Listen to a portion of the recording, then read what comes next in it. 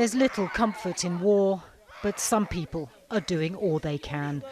For a third day, Ukrainian forces evacuate people from Irpin on the outskirts of Ukraine's capital, Kyiv. It's a precarious journey. Russian shelling is never very far away. Irpin has been constantly shelled. There are planes bombing Russian soldiers. At home there is no electricity or light, no heating, and the temperature is going down. We had to go. We hate Putin and Russia so much. We hope the war will be over soon. People are also fleeing Sumy, east of Kyiv. After Russia and Ukraine agreed on a temporary ceasefire in the area, days of Russian shelling have flattened parts of the city. This is what is left after an overnight attack killed more than 20 people, including children, in their homes.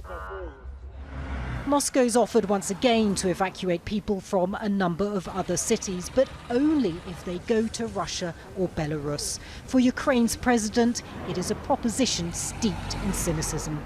They ensure that a small corridor to the occupied territory is open for a few dozen people, not so much to Russia, but to the propagandists, directly to the television cameras, so they can say this is who saves people, just cynicism, just propaganda, nothing more. Russia's military says this video shows its tanks near Kyiv.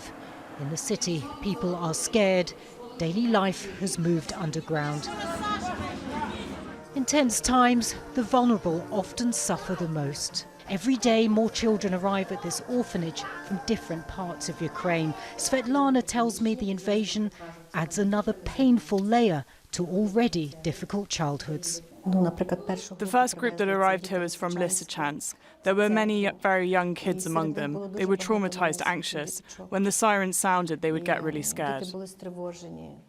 The children have been brought here to escape the Russian shelling and the fighting, but some of them were already victims of war. These children are from eastern Ukraine, where a war against Russian-backed separatists started 8 years ago. Young lives that have never known a world without conflict. Nastya is from Kyiv, a typical teenager living in untypical times. My sister and I couldn't sleep at night. We lived in an apartment. There was bombing all the time, so we took an evacuation train to here. Solidarity seems to be everywhere in Ukraine, as does defiance. Protesters in the southern city of Chaplinka tell Russian soldiers to go away.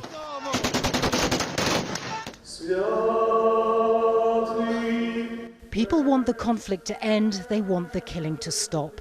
Families are being shattered, futures lost. Ukrainians wonder how many soldiers will sacrifice their lives for a war no one here wanted. Natacha, Butler, Al Jazeera, Lviv, Ukraine.